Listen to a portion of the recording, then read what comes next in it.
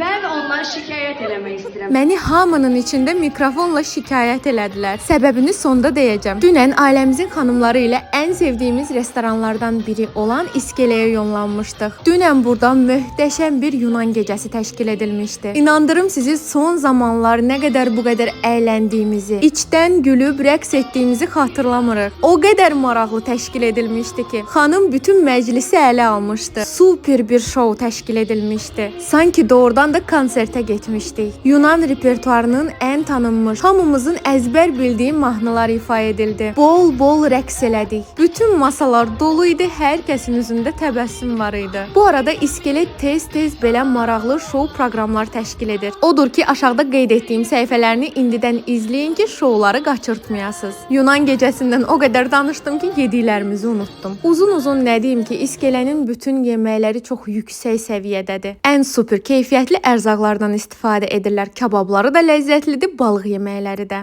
Bura çox gözəldir. Ən azından bir dəfə bura mütləq getməlisiniz. Çünki sonra daimi müştərilərinə çevriləcəksiniz. Hə, məni niyə şikayət etdilər, indi biləcəksiniz. Onu mümkün qədər tez yaxalasınlar. Mənim kökəlməyimə səbəb olan insanlardan biridir. Bizim bir çox tamaşaçıların izlədiyi Qurban xanım. Xoş gəlmisiniz dəyərli Səmrə xanım. Xoş gördük sizi burada. İskele restoranı Nardaranda, Sibriz yaxınlığındadır.